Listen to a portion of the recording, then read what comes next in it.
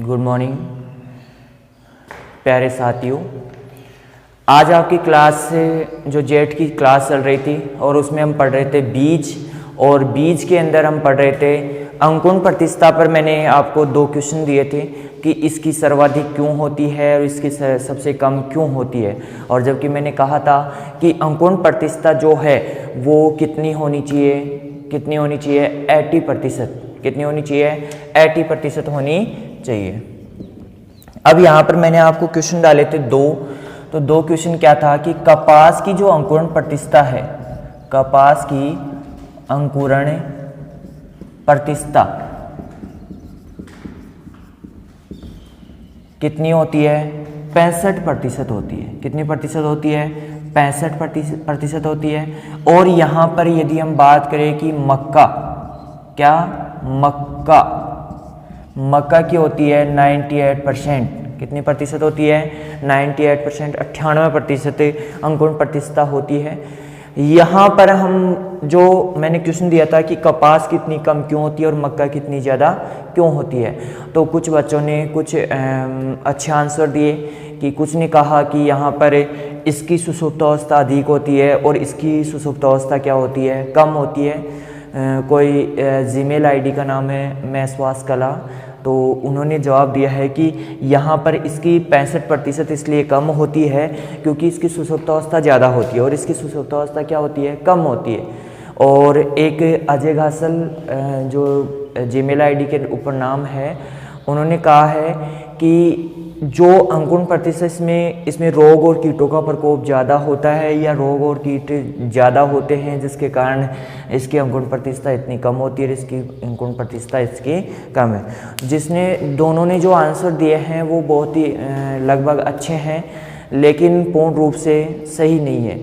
तो यहाँ पर जो अंकुरण प्रतिशत, जैसे हम कह सकते हैं कि इसकी सुषुप्त अवस्था के बारे में कह सकते हैं, ये चीज़ कह सकते हैं।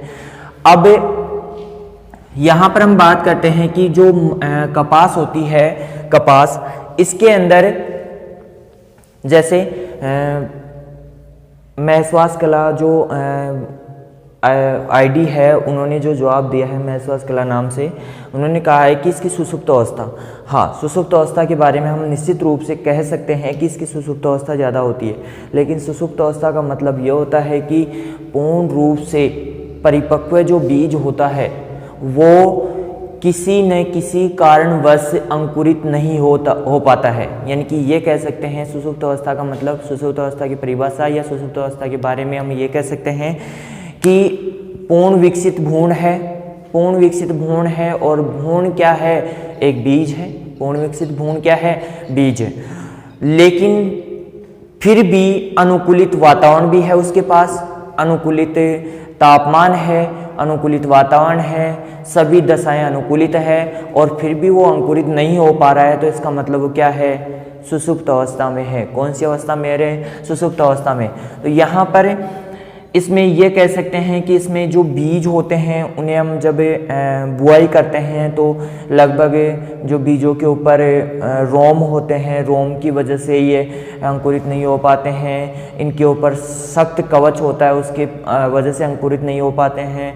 बहुत सारी विभिन्न प्रकार के जो कारण है वो मिलकर इसकी अंकुरण प्रतिष्ठा को क्या करते हैं? कम करते हैं। रोग और कीट भी कह सकते हो।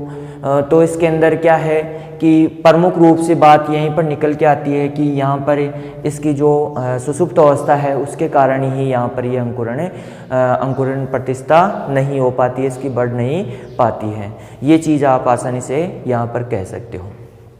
चलो बहुत अच्छा, आपने इस चैनल को देखा, हमारा सपोर्ट किया, ठीक है, धन्यवाद आपका। इसी प्रकार आप रेगुलर यदि क्लास लेते रहोगे।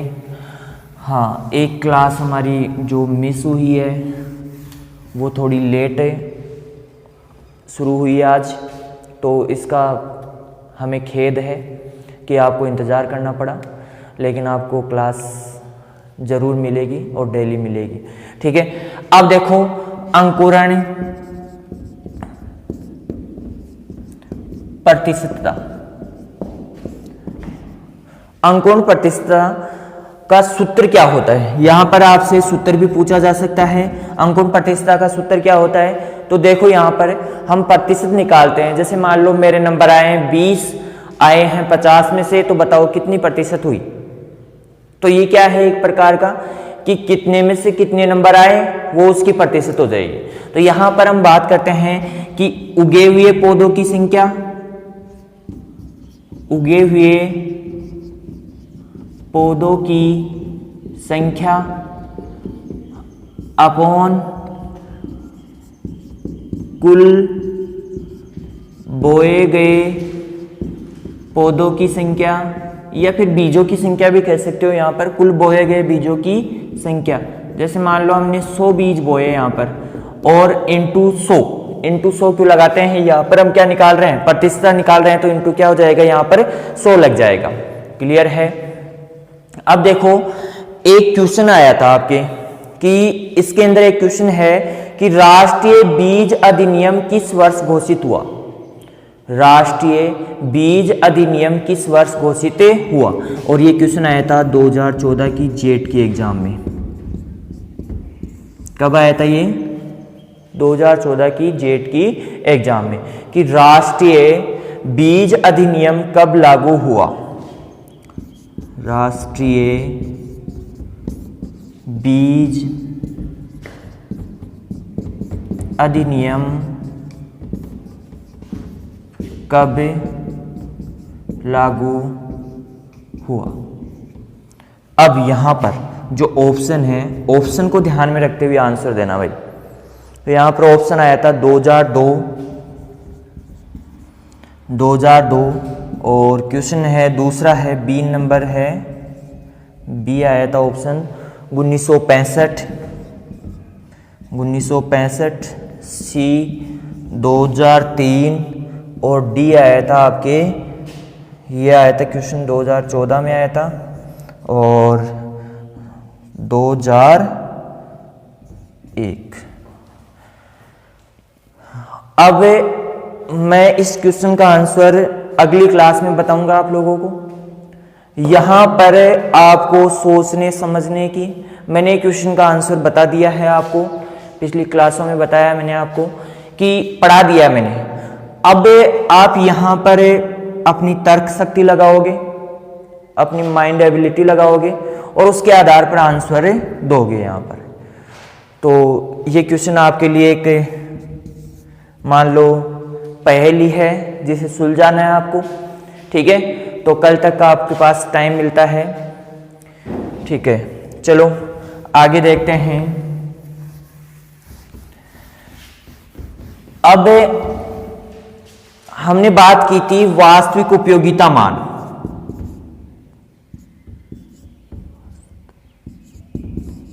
वास्तविक मान या उपयोगिता मान भी कह सकते हो, वास्तविक मान या वास्तविक उपयोगिता मान भी कह सकते हो। वास्तविक उपयोगिता मान जो रियल वैल्यू है,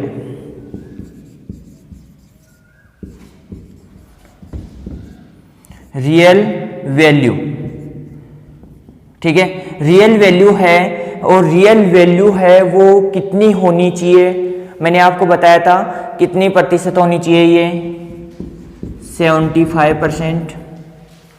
कितनी होनी चाहिए, 75% होनी चाहिए। अब देखो वास्तविक उपयोगिता मान या रियल वैल्यू जो होती है वो कितनी होती है, 75% होती है, 75% होती है। तो यहाँ पर जो 75% होती है। अब वास्तविक उपयोगिता मान या वास्तविक मान जो होता है बीज का, उसका सूत्र क्या होता है, सूत्र देखो इसका, यहां पर शुद्धता प्रतिशत इंटू अंकुरण प्रतिशत बटा 100। देखो शुद्धता प्रतिशत होगा यहां पर, दूसरा होगा अंकुरण प्रतिशत। क्या होगा, अंकुरण प्रतिशत। यहां पर शुद्धता प्रतिशत और अंकुरण प्रतिशत जो होगा उसके आधार पर हम कह सकते हैं यहां पर कि ये क्या है, वास्तविक मान आएगा। और वास्तविक मान कितना होना चाहिए इसका, वास्तविक मान कितना होना चाहिए, 75% से अधिक होना चाहिए, कम नहीं होना चाहिए। तो यहां पर शुद्धता प्रतिशत, तो यहां पर शुद्धता प्रतिशत का सूत्र और देख लेते हैं कि शुद्धता प्रतिशत क्या होता है। प्रतिशत, शुद्धता प्रतिशत इक्वल, यहां पर शुद्धता प्रतिशत आते ही आपको ध्यान रखना है कि स्पेशल रूप से ध्यान रखना है कि यहां पर भार से लेना है। क्या लेना है? भार से। तो यहां पर लिखो शुद्ध बीजों का भार, शुद्ध बीजों का भार बटा कुल बीजों का भार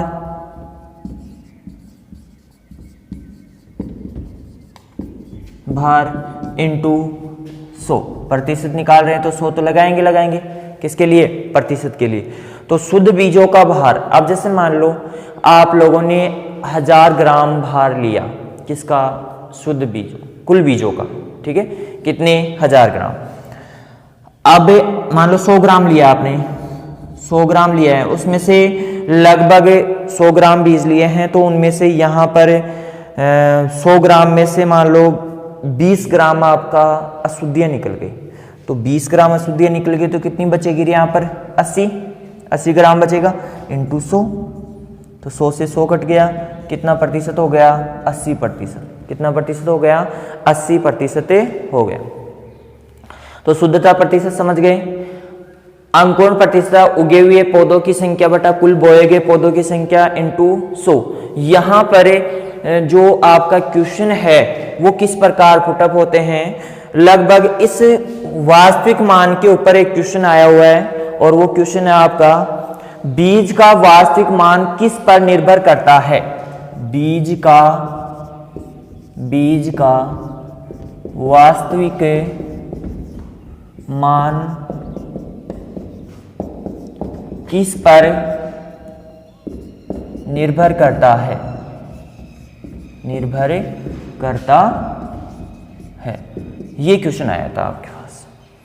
अब ये आया था, क्वेश्चन आया था आपके पास 2013 की जेट की जो एग्जाम थी उसमें। कब आया था ये क्वेश्चन? 2013 की जेट की एग्जाम में ये क्वेश्चन आया था। अब देखो इसके जो ऑप्शन है वो 4 इस प्रकार बनाए गए हैं। ये नोट डाउन कर लिया होगा, नहीं किया तो वीडियो को पीछे निकालो और वापस से नोट डाउन कर लो, ठीक है। अब देखो बीज का वास्तविक मान किस पर निर्भर करता है। क्वेश्चन को ध्यान से समझना, ध्यान से देखना। पहला जो ऑप्शन बनता है यहां पर है, पहला ऑप्शन बनता है कि शुद्धता प्रतिशत, शुद्धता प्रतिशत शुद्धता प्रतिशत, और बी ऑप्शन जो बनता है वो बनता है अंकुरण प्रतिशत,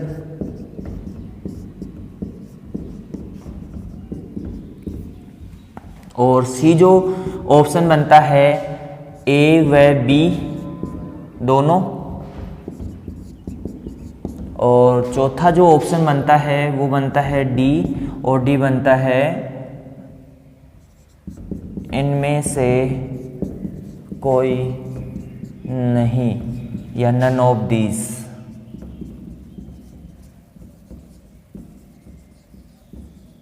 नन ऑफ दीज ये कह सकते हो। तो बताइए किसके ऊपर निर्भर करेगा? सीधा सीधा यहां पर क्वेश्चन पुटअप हुआ है। यहां पर वास्तविक मान किस किस कर ऊपर निर्भर करता है? शुद्धता प्रतिशत और अंकुरण प्रतिशत पर। तो यहां पर आप कह सकते हो कि ए व बी दोनों पर, ए व बी दोनों पर क्या करेगा? यहां पर यह निर्भर करता है। क्या? बीज का वास्तविक मान। बीज का वास्तविक मान किस पर निर्भर करेगा? यहां पर आपकी शुद्धता प्रतिशत और अंकुरण प्रतिशत पर निर्भर करता है। क्लियर है?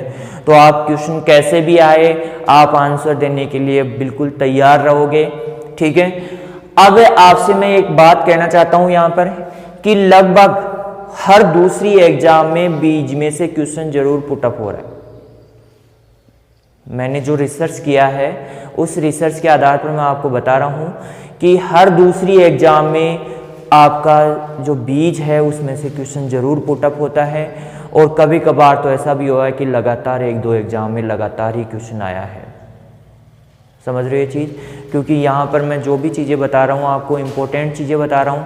क्लियर है? चलो ठीक है, आगे पढ़ते हैं, इसको नोट डाउन कर लीजिए। शुद्धता प्रतिशत का सूत्र और वास्तविक मान का सूत्र हो गया, अंकुरण प्रतिशत का कुल उगे हुए पौधे बटा या अंकुरित पौधे या अंकुरित बीज कह सकते हो, फिर कुल बोए गए बीज इंटू 100 हो जाएगा। क्लियर है?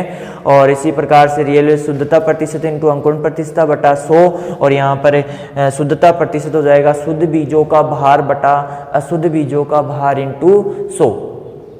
क्लियर है?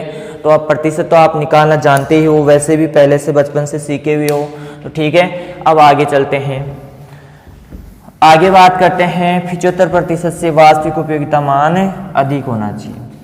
चलो आपके लिए एक क्वेश्चन और डालता हूं मैं यहीं पर, ठीक है। बाद में देखते हैं क्वेश्चन को, तो क्वेश्चन को बाद में देखते हैं, अभी थोड़ा सा पढ़ा देते हैं, उसके बाद में क्वेश्चन डालूंगा लास्ट में, या अगली क्लास में आपके लिए क्वेश्चन का ढेर होगा जिसका आंसर आपको देना है। फिर हम अगली क्लास में हम बात करेंगे आपसे कि क्वेश्चन किस प्रकार सोल्व करते हैं। अब देखो यहाँ पर जो क्वेश्चन है वो अगला हो गया आपका।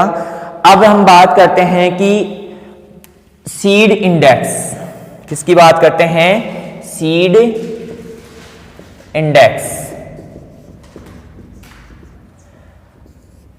एक तो होता है आपका सीड इंडेक्स होता है, और एक होता है टेस्ट वेट।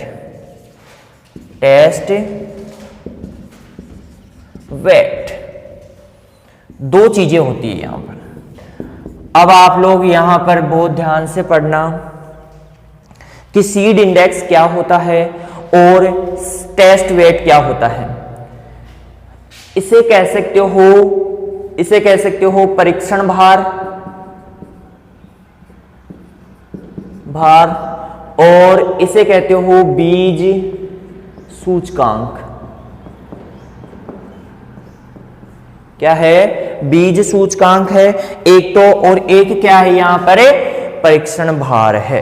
क्या है रे? परीक्षण भार है। यहां पर ध्यान से देखना, देखो टेस्ट वेट क्या होता है?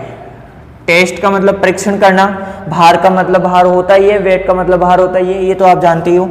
तो यहां पर टेस्ट वेट किसे कहते हैं? यदि 1000 बीजों का भार ले रहे हैं, कितने बीजों का भार ले रहे हैं? 1000 बीजों का भार ले रहे हैं यहां पर, तो 1000 बीजों का भार क्या कहलाएगा यहां पर? टेस्ट वेट कहलाएगा। टेस्ट वेट कहलाएगा। क्या कहलाएगा रे? टेस्ट वेट कहलाएगा, परीक्षण भार कहलाएगा।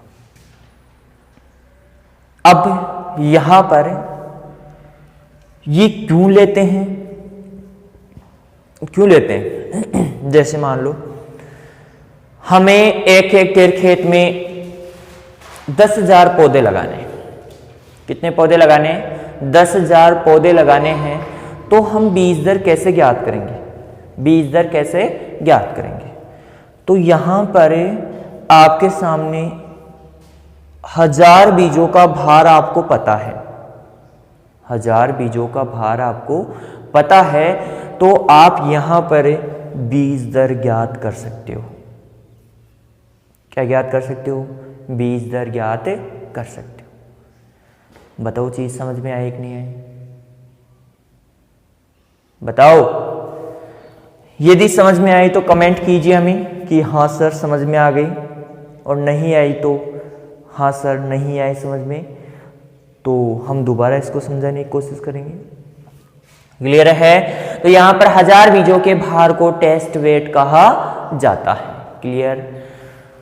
अब यदि हम बात करें यहां पर सीड इंडेक्स की, किसकी बात करें? सीड इंडेक्स की बात करें, तो यहां पर यदि छोटे बीज हैं, कौन से बीज हैं? छोटे बीज, तो हम क्या करेंगे? टेस्ट वेट परीक्षण भार निकालेंगे उनका। यदि मान लो बड़े बड़े बीज हैं, तो बड़े बीज है तो यहां पर बड़े बीजों का मतलब हो गया 1000 बीज यहां पर लेंगे तो उनका भार लगभग 6-7 किलो हो जाएगा। बड़े बीजों का भार 6-7 किलो, 5 किलो, 4 किलो ऐसे भार हो जाएगा। तो यहाँ पर छोटे बीजों का भार ज्ञात करते हैं, और यदि हमें बीज दर ज्ञात करनी है तो हम क्या करते हैं, टेस्ट वेट निकालते हैं, परीक्षण भार निकालते हैं। क्लियर। और यदि बड़े बीज हैं तो यहाँ पर बीज सूचकांक ज्ञात करते हैं। तो बीज सूचकांक में 100 बीजों का भार, 100 बीजों का भार। अब 100 बीजों का भार निकालेंगे तो वो क्या कहलाएगा, बीज सूचकांक कहलाएगा। अब जैसे हम यहाँ पर एग्जाम्पल देख लेते हैं। एग्जाम्पल आपका है कि जैसे चने का सीड इंडेक्स,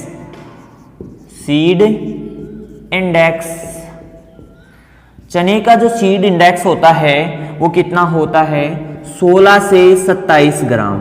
अब यहाँ पर आप लोग कहोगे सर वेरिएशन में क्यों डाला है, कि यहाँ पर आपने देखा होगा चने कई प्रकार के होते हैं, जैसे काबुली चना, देसी चना। तो काबुली चने होते हैं वो आप खाते हो, जैसे कहीं पर शादी समारोह में जाते हो तो वहाँ पर सब्जी खाते हो, छोले भटूरे खाते हो, तो वहाँ पर आपने देखा होगा इतने इतने मोटे चने होते हैं। तो ये जो चने होते हैं वो कौन से होते हैं आप लोग जानते हो। तो यहाँ पर 16 से 27 ग्राम इसका क्या होता है, सीड इंडेक्स होता है। एग्जाम्पल के तौर पर बीजों का, किसका, बीज सूचकांक। सीड इंडेक्स कितना होता है चने के बीजों का भार, 16 से 27 ग्राम। यदि आप 1000 ग्राम लोगे तो यहाँ पर कितना हो जाएगा, 160 से 270 ग्राम हो जाएगा। तो ये तो बहुत ज़्यादा हो जाएगा। इसलिए हम इसको भार को कम करने के लिए, वेटेज को कम करने के लिए हम क्या करते हैं, यहाँ पर इस प्रकार से इसका सीड इंडेक्स निकालते हैं। क्लियर है। अब इसी प्रकार से जैसे धान, अब परीक्षण भार में धान का लेते हैं। धान होता है, धान का 25 ग्राम होता है। इसी प्रकार से बासमती धान का होता है, बासमती धान का होता है लगभग 21 ग्राम। कितना होता है, 21 ग्राम। इसी प्रकार से फेलरिस लिखना है रे, फेलरिस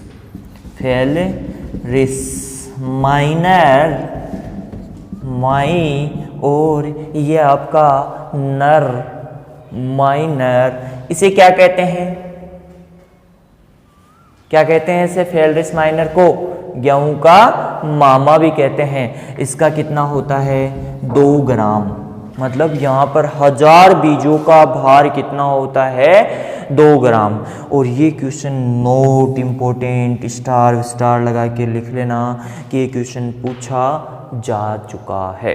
क्या किया जा चुका है, क्वेश्चन पूछा जा चुका है। और इसी प्रकार से इसी क्रम में हम आगे देखते हैं कि गेहूं जो है, गेहूं का परीक्षण भार,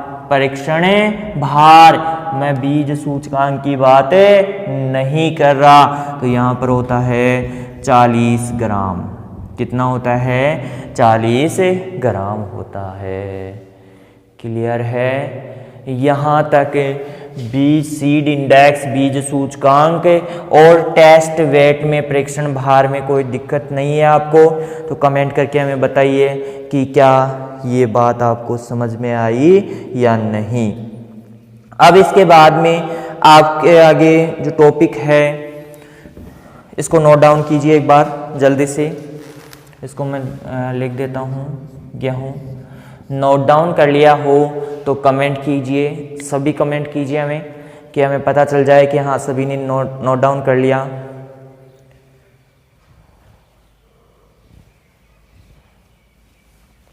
नोट डाउन कर लिया होगा। क्लियर है। जैसे मैं लिख रहा हूँ वैसे वैसे नोट डाउन कीजिए इसको, ताकि आपको ये नोट समझ में आए आपको। क्लियर है।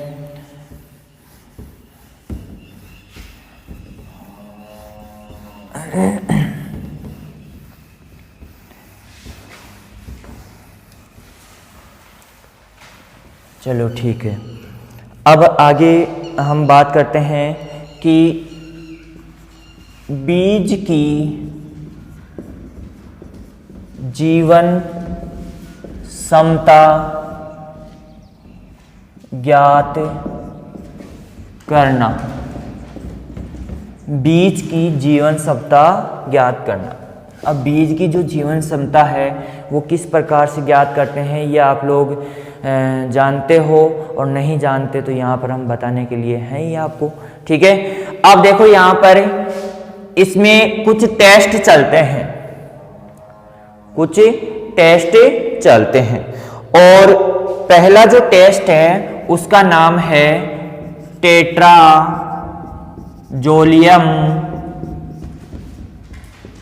परीक्षण।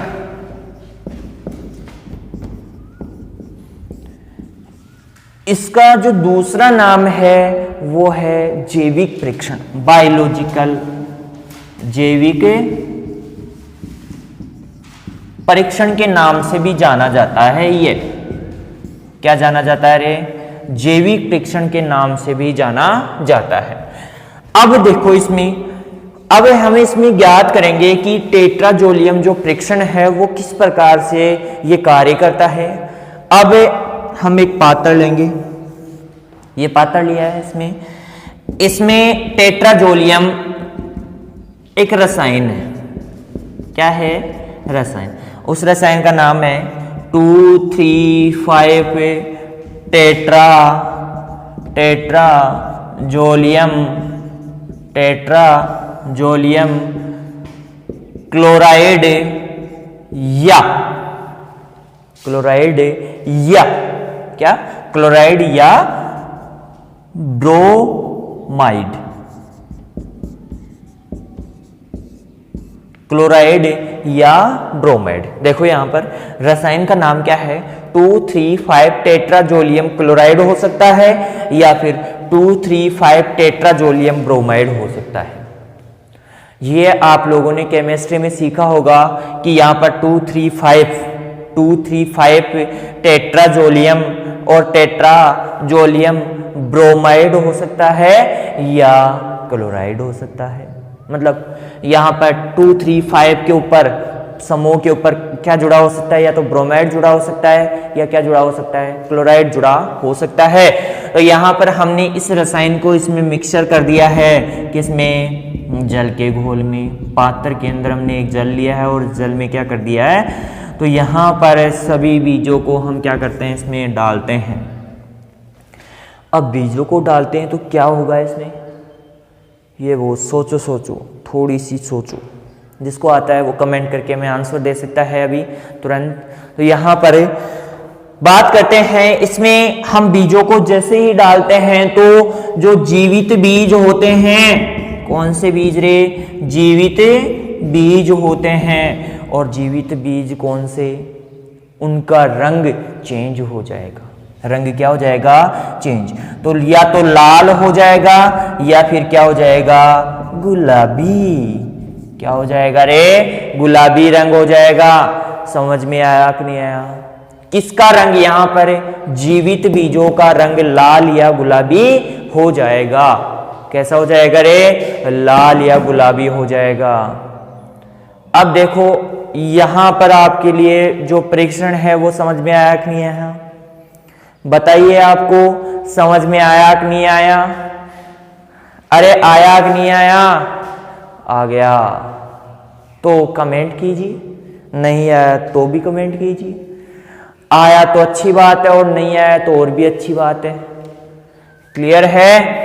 चलो ठीक है, आगे बात करते हैं।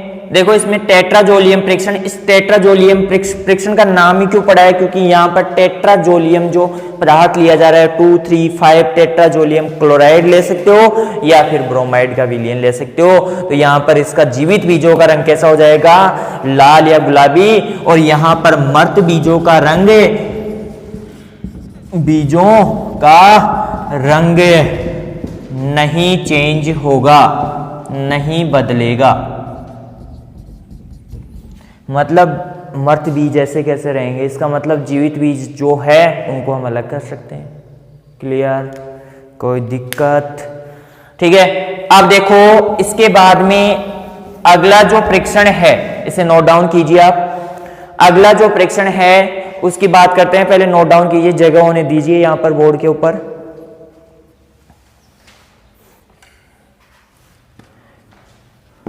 सेकंड जो है आपका परीक्षण है पोटेशियम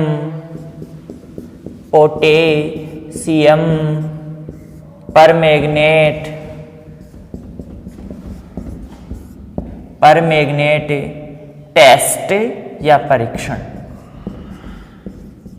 अब मैं इसको हटा देता हूं, आशा करता हूं कि आप लोगों ने उतार लिया होगा इसको।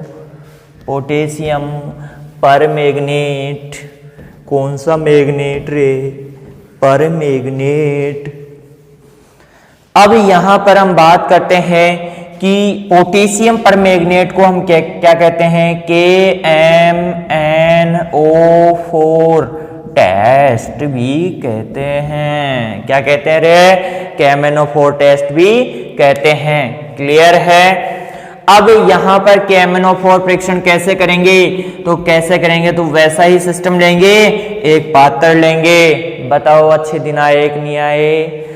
तो यहां पर हम एक पात्र लेते हैं और पात्र के अंदर क्या भरते हैं, जल भरते हैं, और जल में क्या डालते हैं, KMnO4 डालते हैं, जिसे आप साधारण भाषा में क्या कहते हो, लाल दवा। क्या कहते हो रे, लाल दवा कहते हो। KMnO4 लाल दवा डालते हो और लाल दवा डालते हो, इसके बाद में इसमें क्या डालोगे, बीज डालोगे, और बीज जैसे ही डालोगे तो मर्त बीजों का रंग, यहां पर कौन से बीजों का रंग चेंज होगा रे, मर्त बीजों का रंग, बीजों का रंग बदल जाएगा। क्या बदल जाएगा रे, रंग बदल जाएगा, और रंग बदलेगा तो क्या होगा, ये आप जानते हो, कौन सा रंग हो जाएगा, बैंगनी रंग।